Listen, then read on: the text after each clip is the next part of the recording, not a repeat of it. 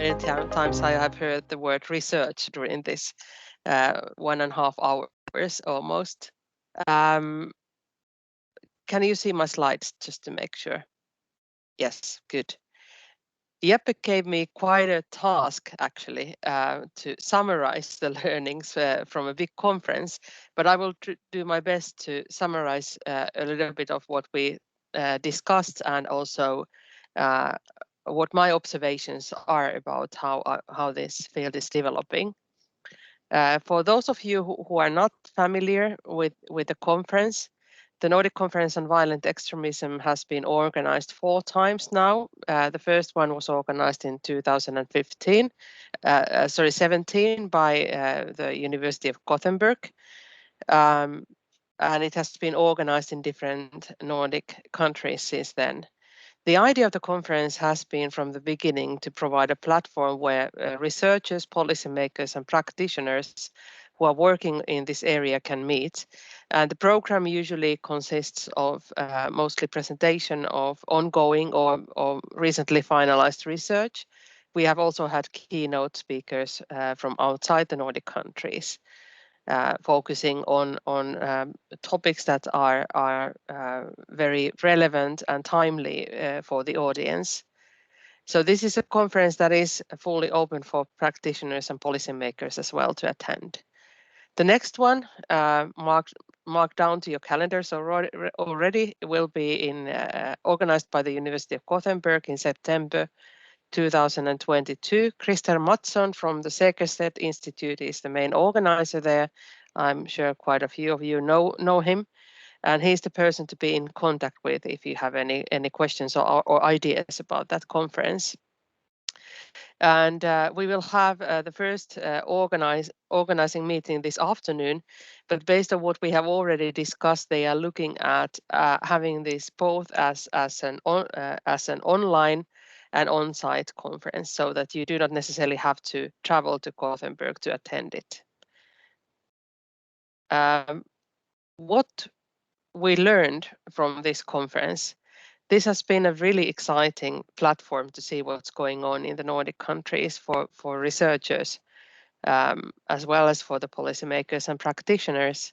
One or the foremost observation that I have made pretty much every time is that research on violent extremism is highly multidisciplinary, also in the Nordic countries, also beyond the Nordic countries, but it's visible in all its forms in the Nordic countries, and the research field is developing very fast, especially during the last 10 years, but during the whole 2000s. And if you look at the papers that were presented in the conference, you have papers on psychology and social psychology, legal studies, media studies, history, political science, and international relations, and social movement studies, educational studies, criminology, anthropology, and so forth. And that seems to work really well, which is sometimes a little bit surprising in the academic environment. A major observation that I have made in recent years and that was very visible in the conference is that the research field is shifting from the research on radical Islamism more and more towards research on far-right extremism. This does not mean that radical Islamist extremism would not be studied anymore, but that there are increasingly or the number of projects that look at far-right extremism is increasing. And there were actually more papers on far-right extremism than radical Islamist extremism this year. Radicalization is still a major topic in the field that is addressed from very different disciplinary perspectives. And if you look at what kind of questions are discussed often nowadays, there's increasing attention to resilience and non-radicalization in the field of research on violent extremism generally, and also in the Nordic countries. These are not new topics, but they are increasingly or new projects in this field, and it's becoming increasingly important the point here is that you do not necessarily learn much about radicalization by looking only at those people who radicalize. But in order to really understand the process, you would also need to pay more attention to understanding why some people do not radicalize. Because the most common outcome of the radicalization process anyway is non-radicalization, in terms that those people who even start to radicalize, not all of them or the majority of them never really end up being part of any violent activity. Reciprocal radicalization was also one theme that came up. There is generally a feeling within the research field that there is not enough research that looks at how different extremist groups influence each other, but also how the general political environment and the more moderate actors influence the more radical actors in the field. Again, not a new topic, but something that has become increasingly addressed. Generally, you can see a shift in focus from looking at this from the individual perspective to look more on the social milieus, networks, and relations between different groups. That is again not something that has just emerged during the last year, but during a number of years now. Also, terminologically, I have noticed that, especially in the Nordic countries, the term terrorism is not used so much anymore, even in the research, unless it really deals with violent activities or counterterrorism in the classical hard sense of the or meaning of the word, or EU counterterrorism policy against non-EU, or how it's practiced in relations with non-EU countries. Violent extremism seems to be the term that is increasingly used and has become part of the vocabulary, though without explicit definition. And I think this is partly because it seems like a more neutral term, which is also a reason why it's often used in policy making. But I think it's also because it's better to the Nordic context, because you do not necessarily talk in the Nordic context. It's not necessarily terrorism that is your main concern, but more broadly violent activities that are justified with political or religious views, or incitement to that kind of thinking. If you broaden the concept of violent extremism to other supporting activities as well. Although violent extremism is also a term that is not really necessarily explicitly defined always, or that there would be a commonly accurate definition for that. Just very quickly about, I made a calculation about where the paper presenters come from, the researchers who presented their research. You can see that these topics are researched in various different universities in all Nordic countries except for Iceland. In this conference, we didn't have anybody from Iceland. Is a proper way to put this, and that there are also a number of universities that seem to work as sort of national hubs here in Denmark, or whose university has been the university that has produced most of this research. In Norway, it's University of Oslo, especially because of the research institute CREX. In Finland, it's quite clearly University of Helsinki, and in Sweden there are a number of universities where these issues are studied, and there's actually more going on in Uppsala University than these statistics necessarily show.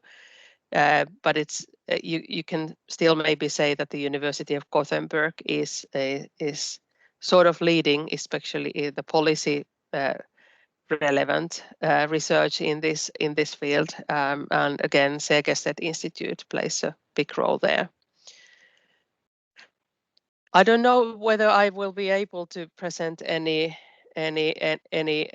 clear conclusions beyond this, but I will highlight some research that I think might be interesting for you. And I think the best way maybe to get a sense of what's happening in the academic community is really to invite researchers to tell about their research. I will also share you the list of abstracts of all papers that were presented in the conference, so you can take a glimpse yourself at the short presentations of the papers that were presented there to see whether there's something that is particularly interesting for you. But just to give some ideas, and I know Jeppe had already showed a list of papers, which is surprisingly a different list of papers that I picked that were presented there. There were some studies, or there are some ongoing studies that look specifically at questions that are strongly PVE or CVE related. For example, there's research going on that seeks to understand how the legitimacy of CVE is viewed by the public, and related to that, what kind of factors go into how willing the public is to report their concerns to authorities or NGOs. So there were a couple of papers about this, and you get the slides also afterwards. So don't worry if this goes a bit fast now. Then there's also research that has looked into how violent extremism is understood in different policy sectors. I think it's already very familiar to you that people working in different policy sectors may have different kinds of interpretations of what violent extremism and PVE, CVE work entails. So there's also a study that looks into this, focusing on Sweden, but I think this probably has relevance also beyond Sweden, and may have some important points for others as well. Then there's another study that looks at how PV-CV work differs depending on the ideological orientation of violent extremism, or actually, to put it more correctly, how policymakers and practitioners in the local level view the differences here. This might also provide a lot of food for thought for you. Then on the topics on radicalization research, there were papers on why some people do not fully radicalize.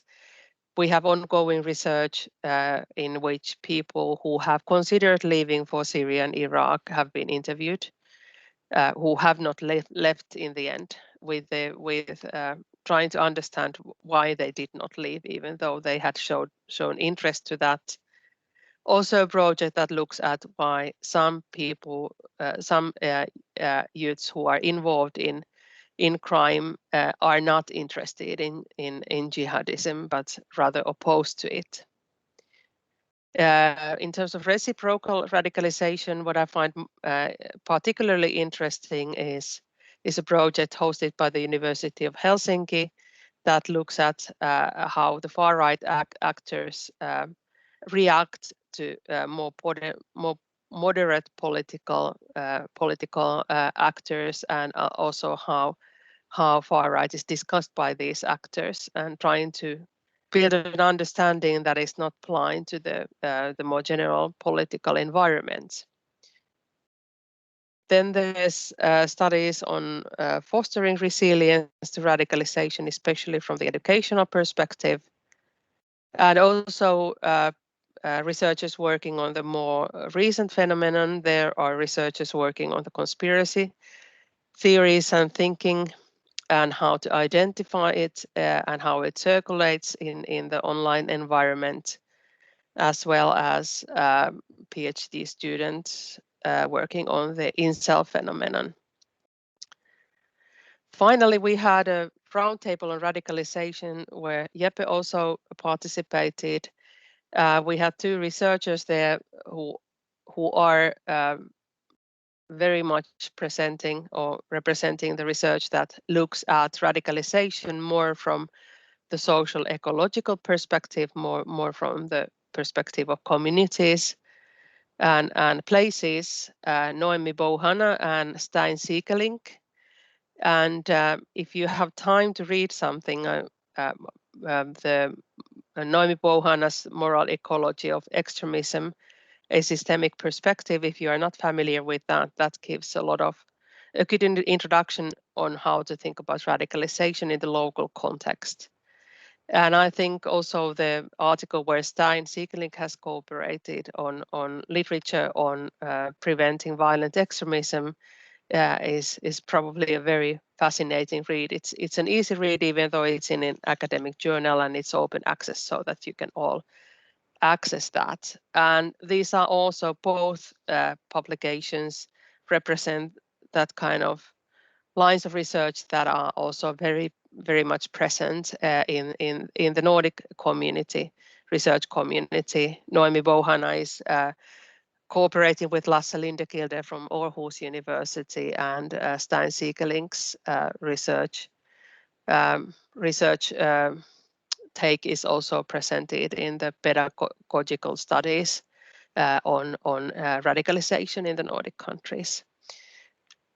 So that's all I have to say for now, and I thank you for your attention.